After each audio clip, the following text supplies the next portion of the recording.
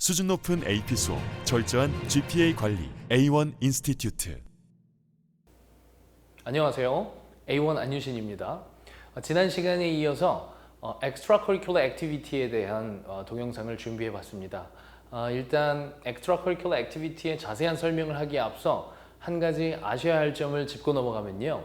우리 대학에서 인정할 만한 의미 있는 Extracurricular Activity라 하면 가장 좋은 것은 물론 어느 대회에 출전을 해서 입상을 하는 것입니다.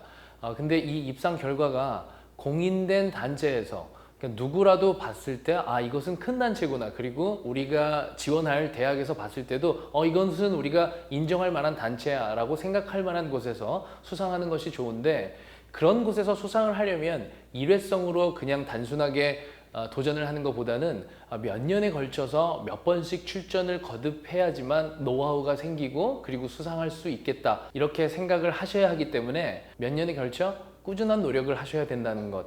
그리고 공인된 기관이 아니고 어떤 대학에서 인정을 할 수 없을 만한 작은 기관에서 받은 상은 그냥 사적인 모임에 불과하다는 것. 이 정도는 정리하시고 액티비티를 찾아보시기 바라겠습니다. 오늘은 저번에 말씀드린 것처럼 컴퓨터 사이언스에 관련된 액티비티를 한번 살펴볼 건데요. 전부 다 컴페티션만 모아놨습니다. 이렇게 우리 지금 중고등학생들이 출전할 수 있는 컴페티션은 아주 굉장히 무수히 많은데, 그래도 유명한 몇 가지만 이렇게 여기 써봤고, 궁금하시면 한번 보시면서 검색을 한 번씩 해보시면 도움이 많이 될 것이다. 그리고 오늘 제가 설명해 드릴 것은 간략하게 이런 대회들이 어떤 식으로 진행이 되는지를 빠르게 간략하게 설명을 드릴 거고, 그리고 우리 학생들이 코딩 능력, 그러니까 프로그래밍 능력이라든지 알고리즘을 짜는 능력이 높으냐 적으냐에 따라서 어떤 대회가 더 맞는 대회인지 그것도 설명을 같이 한번 드려보도록 하겠습니다. 먼저 보실 것은요, Cyber Patriot National Youth Cyber Defense Program인데요. 이것은 미국 공군에서 주최하는 대회로 세계 최대의 사이버 보안 대회라고 보시면 되겠습니다.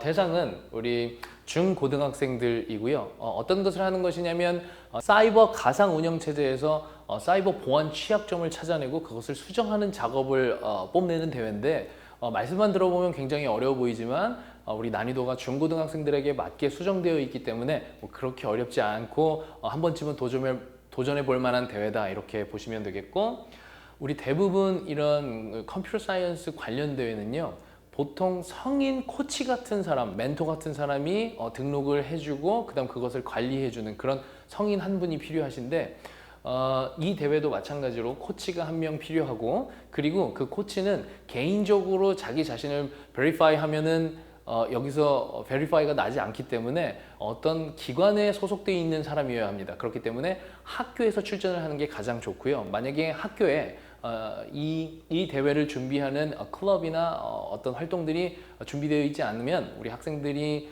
직접 학생을 모아서 선생님한테 컨택을 해서 이거를 같이 출전을 해보자 해서 준비해서 한 번쯤은 출전해 보면 좋을 만한 그런 대회라고 할 수 있겠습니다.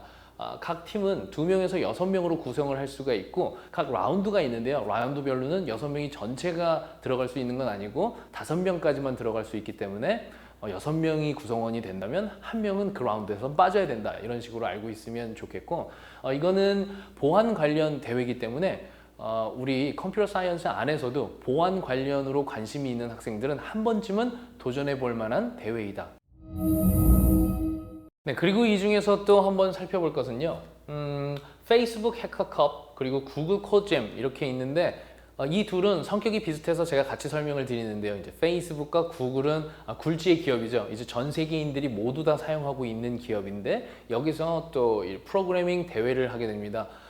대상은 전 연령 전부 다 대상이기 때문에 우리 고등학생들이 이곳에 출전해가지고 어느 라운드까지 진출하고 그리고 경험을 쌓는 데는 도움이 많이 되겠지만, 최종 라운드에서 우승하는 사람들은 대학생이거나 대학생 이상의 이 프로그래밍을 굉장히 몇 년 동안 진짜 이쪽 산업에서 일하고 계신 분들이 많이 수상을 하고 있기 때문에 우리 고등학생들이 도전하기에는 약간 진입장벽이 높다. 하지만 본인이 알고리즘을 짜는 능력이 아주 뛰어나고 프로그래밍 능력이 성인만큼 뛰어나다 싶은 학생들은 한 번쯤은 도전해봐도 좋은 대회이다. 하지만 우리 중고등학교 수준에서 프로그래밍과 알고리즘을 짜고 있는 학생들은 크게 입상하기는 조금 어려운 진입 장벽이 그런 높은 그런 대회이다. 이렇게 보시면 되겠습니다. 그리고 이 중에서 또 살펴볼 것이 Zero Robotics입니다. 이 Zero Robotics 같은 경우는 대부분의 학교에서 클럽 활동으로 존재하고 있는 것으로 알고 있는데요. 그래서 이제 자세히는 설명을 드리지 않겠지만 이것도 단체로 참가를 해야 되고 성인 한 명이 주최 측에다가 레지스터를 해서 학생들을 관리해야 되는 그런 대회이고요. 그리고 우리 학생들은 인공위성이 떠 있다고 가정을 하고 그것의 궤도와 속도와 뭐 이런 것들을 조절해서 여기서 제출하는 과제를 이제 가장 효율적으로 풀어내는 팀이 우승을 하게 되는 그런 대회이다라고 이렇게 생각하시면 되는데 이 대회의 가장 큰 장점은 진입 장벽이 그렇게 높지 않아서 우리 학생들이 어느 정도 도전해보고 상을 받아볼 수 있을 만한 그런 대회라는 것이고 그리고 더 큰 장점은 우리가 코딩 실력이 조금 부족한 학생들이라도 이 멤버 구성을 보시면 알겠지만 5명에서 20명까지 등록을 할 수가 있습니다. 약간 묻어갈 수 있다는 점, 묻어갈 수 있다는 점이 가장 큰 장점이라고 보시면 되겠습니다. 워낙 참가하는 인원이 많다 보니까 저희 학원 출신 중에서도 이 지로 로보틱스에서 수상한 학생들이 꽤나 많았는데 컴퓨터 사이언스에 진학하는 학생들이 굉장히 많은 도움을 받았었다. 이렇게 보시면 되겠습니다. 네, 그 다음으로 알아볼 것은요. 이미진 컵입니다. 이 이미진 컵은 아마도 세계에서 가장 유명한 프로그래밍 대회가 아닐까 싶은데요. 우리 모두가 잘 알고 있는 마이크로소프트에서 주최하는 대회이고 연령도 보시면 아시겠지만 16세부터 더 많은 연령까지니까 이것도 당연히 성인들까지도 출전을 하게 되어서 진입 장벽이 굉장히 높은 것이라고 보시면 되겠고 각 산업 분야에서 바로 지금 기술 적용 가능한 것들을 실현해서 보여줘야 되기 때문에 진입 장벽이 여전히 굉장히 높은 그런 대회라고 보시면 되겠고 간략하게 설명을 해드리면 Earth, Education, Health and Lifestyle에서 자기가 생각했을 때 이들 산업 분야에 어느 정도 혁신을 가져다 줄 수 있는 아이디어를 가지고 그것을 프로그래밍화해서 산업에 바로 적용 가능하게 이렇게 구성을 해서 출전을 해야 되는 것인데 수상작들을 구경해 보면 이런 산업 분야에서 어떤 식으로 적용이 가능한지 어떤 기술이 적용이 가능한지 이런 것을 엿볼 수 있기 때문에 그 동영상을 한번 시청해 보는 것만으로도 우리 학생들에게 굉장히 큰 도움이 될 수가 있어서 이 이미진 컵을 검색해서 들어가 보시면 뭐 작년, 재작년에 수상자들의 뭐 동영상 같은 설명들이 나와 있는데 그것들을 보시면 우리 학생들에게 굉장히 모티베이션을 줄 수 있지 않을까 하는 생각을 하고요.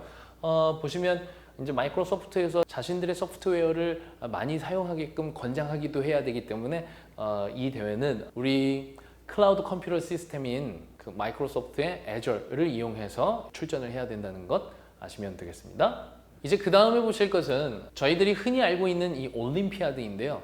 우리 학생들이 컴퓨터 프로그래밍 능력이 갖춰져 있고 알고리즘을 짜는 능력이 상당히 어느 정도 있다 하면 무조건 출전을 해야 되는 대회라고 보시면 되겠습니다.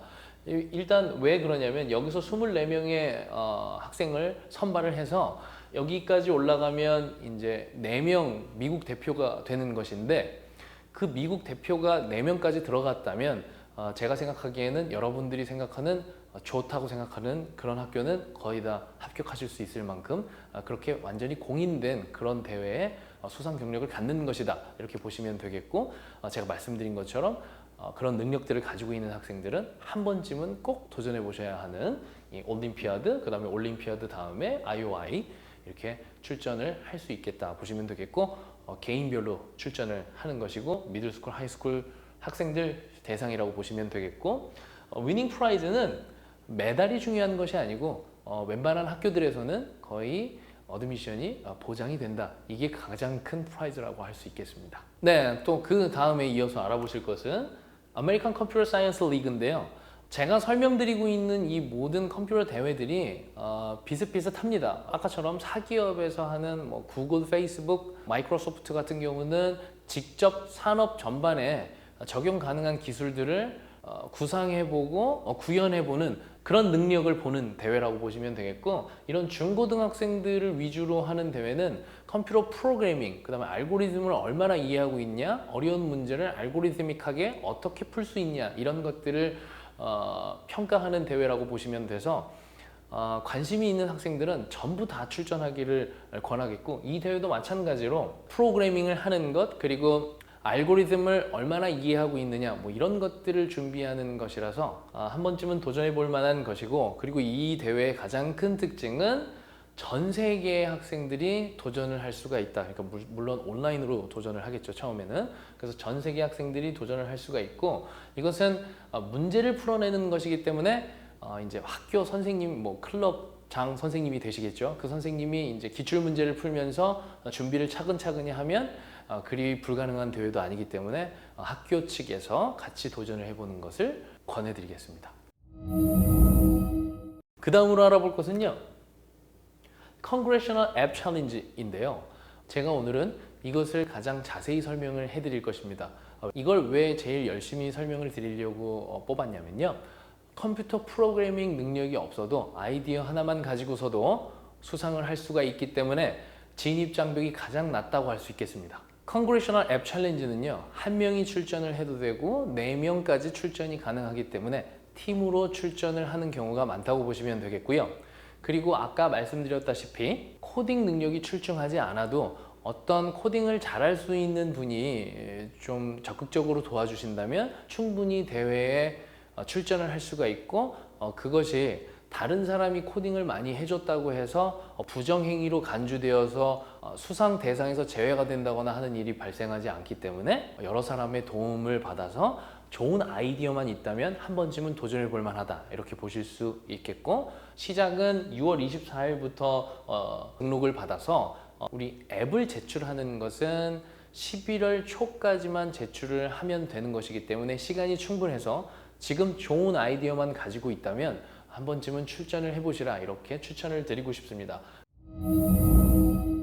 그리고 이제 등록을 하실 때 뭐 이메일 주소랑 자기 이름이랑 학년이랑을 써 넣겠죠. 그렇게 쓰고 나서 중요한 것이 무엇이냐면 내가 어떤 디스트릭트에 있는지, 그 디스트릭트 안에서 지원한 학생들 중에서 그 중에서 1등만 하면 되는 거기 때문에 자기 디스트릭트를 잘 구분해서 적어 넣어야 된다는 거. 제가 지금 살고 있는 곳으로 한번 디스트릭트를 찾아보면 이런 식으로 선택을 하게 돼 있고, 저는 뉴저지 9번째 디스트릭트가 되겠고, 거기를 관할하시는 의원은 이분 이렇게 나오네요. 예. 그래서 만약에 입상을 하게 되면 이분한테 가서 상을 받는 거고, 부모님도 같이 초대를 해주십니다. 그래서 이제 부모님이랑 학생이랑 같이 가서 국회의원한테 상을 받는데, 저희가 살면서 언제 국회의원이랑 만나서 악수하고 설명해보고 상을 받아보겠습니다. 그래서 우리 학생들한테 굉장히 좋은 경험이 될 수도 있기 때문에 이 대회는 항상 매년 학생들에게 추천을 하라고 제가 독려하는 대회이기도 합니다. 네, 그래서 학교도 뭐 어디에 있느냐 이런 것도 좀 보시게 되겠고, 이제 뭐 규모 같은 것들을 보면 지금 앱을 제출하는 개수가 2016년이나 2019년을 비교했을 때 235%나 증가해서 많은 학생들이 굉장히 많이 참가를 하고 있다는 것, 그 다음에 학생 수들도 굉장히 많이 증가를 하고 있고, 의회에서 여기에 참여하고 있는 국회의원들도 굉장히 많아지고 있다.